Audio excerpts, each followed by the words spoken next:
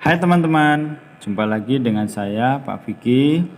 Pada video kali ini saya akan mencoba menjelaskan salah satu materi Quran Hadis kelas 4. Baik, sebelum itu kita perhatikan terlebih dahulu gambar yang akan saya tampilkan. Baik, kita mengamati dulu ya teman-teman ya.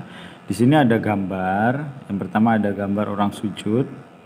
Yang kedua ada gambar anak mengaji, dan yang ketiga ada gambar anak sedang berdoa. Baik teman-teman, kira-kira apa hubungan dari ketiga gambar ini dengan materi yang akan saya bahas?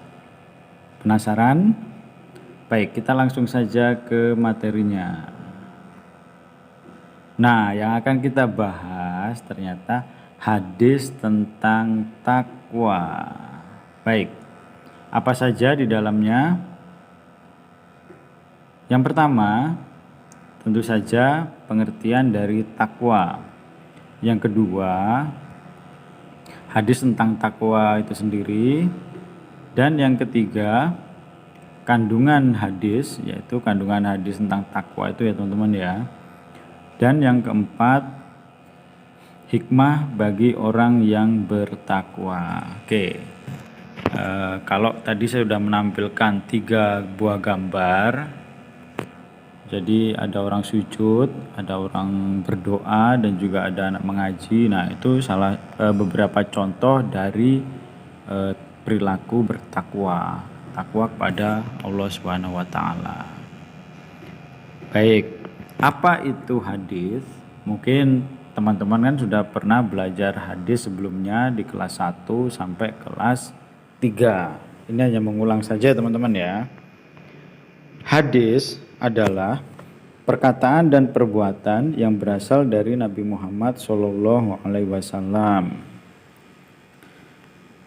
Kemudian, apa itu takwa? Nah, takwa menurut bahasa artinya patuh, taat, dan menjaga.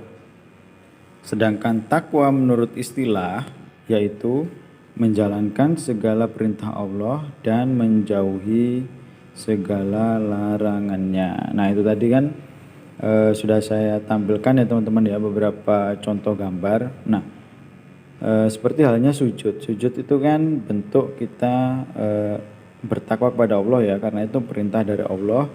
Sujud itu kan bagian dari sholat. Mengaji juga itu kan perintah dari Allah. Kemudian ada lagi berdoa. Berdoa kan juga perintah dari Allah Subhanahu wa taala. Baik. Materi selanjutnya teman-teman ya. Nah, ini hadisnya ya teman-teman ya. Hadisnya ini masih saya potong-potong. Yang pertama an Abi Dzar qala. Jadi dari Abi Dzar berkata, qala Rasulullah sallallahu alaihi wasallam. Rasulullah Shallallahu Alaihi Wasallam bersabda,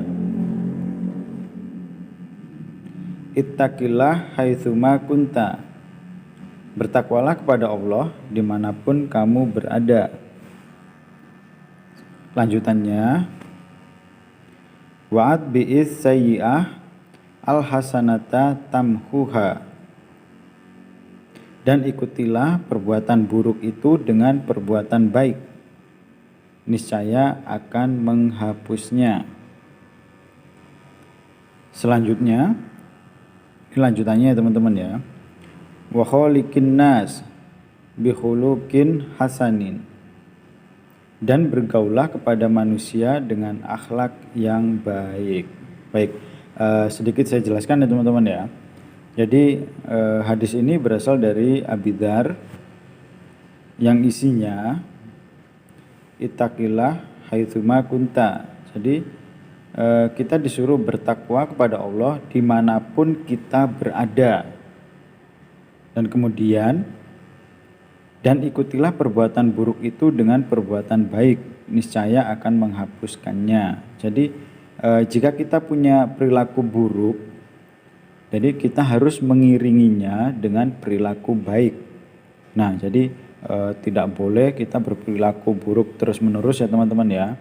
Jadi harus, kalau emang kita memiliki perilaku yang masih kurang baik, Jadi segera dihilangkan dan diganti dengan perilaku yang baik. Niscaya perilaku yang buruk itu tadi akan terhapus dengan perilaku yang baik. Ngerti ya teman-teman ya?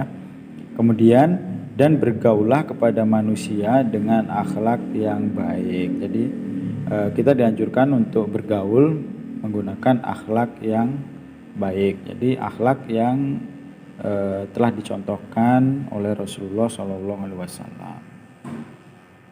Baik, nah ini hadis yang lengkap ya teman-teman ya. Kalau tadi sudah saya potong-potong, ini yang lengkap. Sebenarnya sama saja sih teman-teman.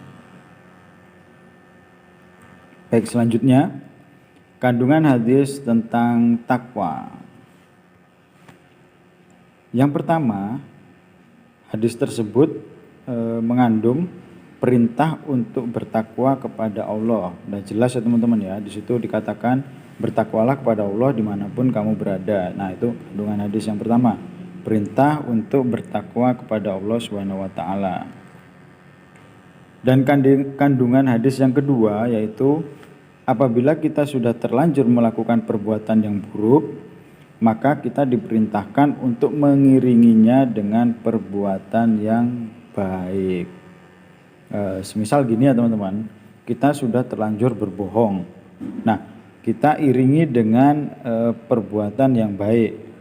Misal kita mengatakan kabar-kabar yang gembira, kabar-kabar yang baik. Nah, itu bisa menghilangkan perbuatan buruk yang telah kita perbuat. Dan yang ketiga, mengandung perintah agar kita bergaul kepada sesama manusia dengan akhlak yang mulia. Nah, itu kandungan dari hadis tentang takwa.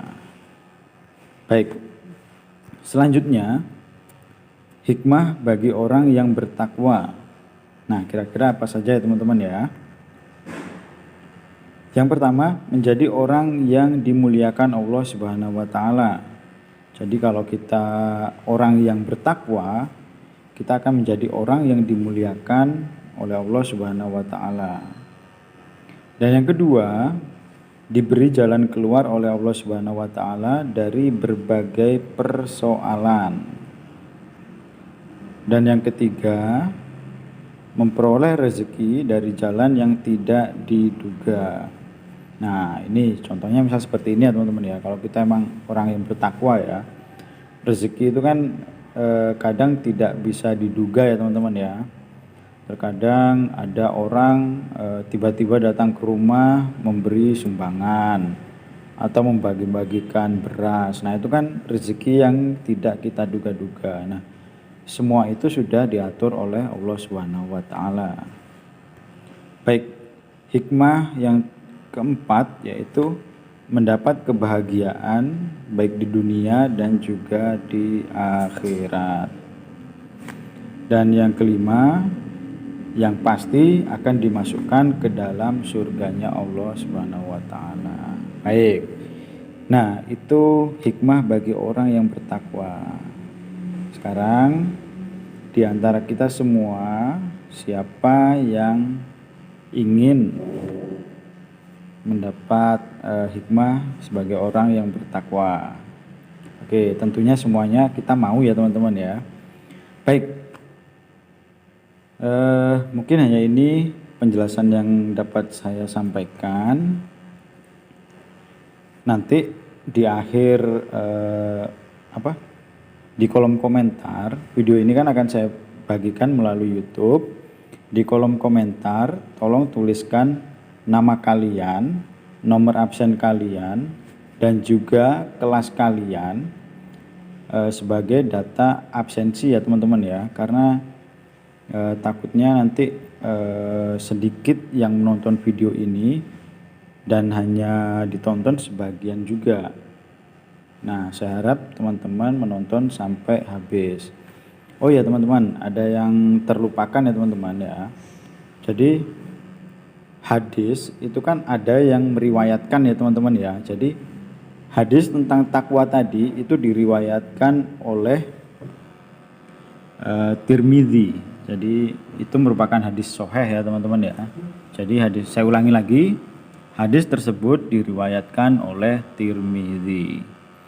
Baik, akhir kata, apabila saya ada salah kata dalam menjelaskan, saya mohon maaf yang sebesar-besarnya. Saya akhiri. Assalamualaikum warahmatullahi wabarakatuh.